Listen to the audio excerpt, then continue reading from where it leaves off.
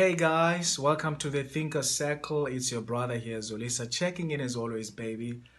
You know what time it is, right? I'm still riding solo, baby. But honestly speaking, I would be lying if I were to say I don't miss my queen's presence in these dialogues because she brings such a rare skill in them. In as much as I am an extrovert, whenever we are dialoguing together, I'm always tempted to take a seat back and enjoy her articulating her thoughts. My goodness, she's a genius. Anyway, let's do house chores. I want to say thank you to you, my brothers and sisters, for blessing us with your love, with your time, with your hearing, with your data, and all the amazing comments you drop us on every video we post. We don't take that for granted. Quite in fact, we count ourselves blessed and highly favored.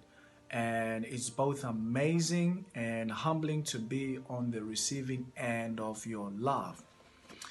You know, during this time of the lockdown, I have been reading this book by Steven Pinker, The Better Angels of Our Nature. 1,000 pages of great information that you would never find on Google. It's made up of ancient history, sociology, anthropology, and evolutionary biology.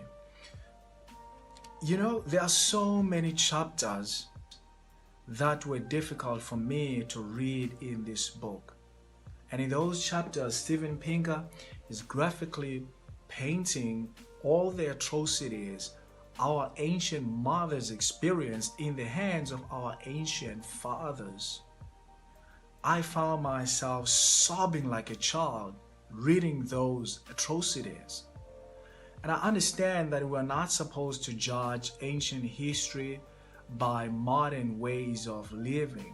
But you see, even when I read books such as this, where I come across Michelle explaining the abuse she experienced in the hands of men trying to support her husband, it easily goes to show that the modern man is still getting it wrong when it comes to women.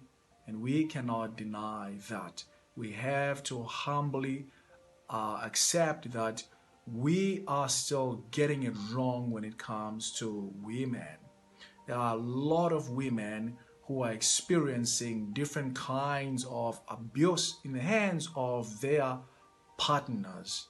I recall just a few weeks back, I posted something along this topic on Facebook. A lot of women came in, commented, and there was this woman who shared her experiences of being in an abusive relationship. And she said something that caught my attention. She said, Zolisa, you know, the most difficult abuse to put up with for me was the verbal one.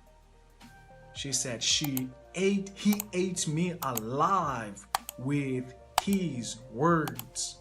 He tore me into pieces with his words.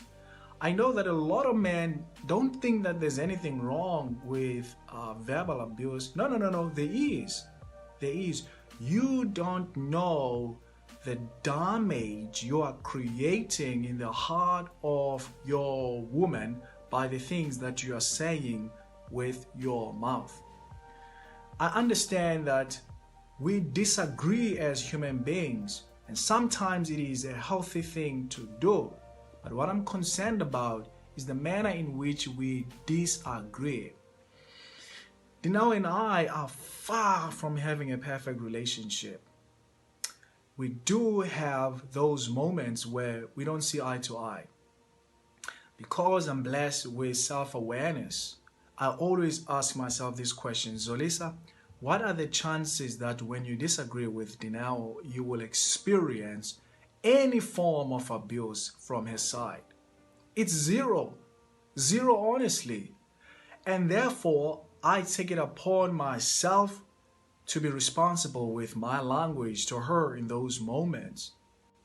That is why for me, it's wise when we have a disagreement, I retract myself out of that conflict. Cool down, come back, we talk about it.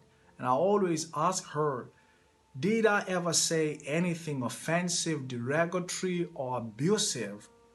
And then she says no, because I don't want to find myself in a situation whereby I am verbally abusive. She puts up with it until the breaking moment. And verbal abuse is the entry to all different kinds of abuse. You start abusing her verbally, she puts up with it, and guess what? Tomorrow, you kill her. And that is why we are not going to put up with it. And I've often said to women, whenever you notice that a man is verbally abusive, that is when you have to give him a break, ask him to go for a counseling, or terminate the relationship.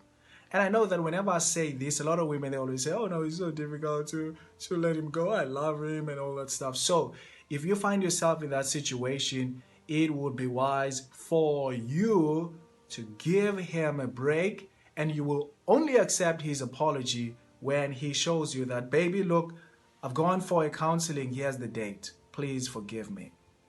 We have to teach these men how to be responsible for their language. We cannot put up with verbal abuse. And if you are in a relationship, my sister, whereby you are being verbally abused on a daily basis, it's time for you to walk away or do something with it.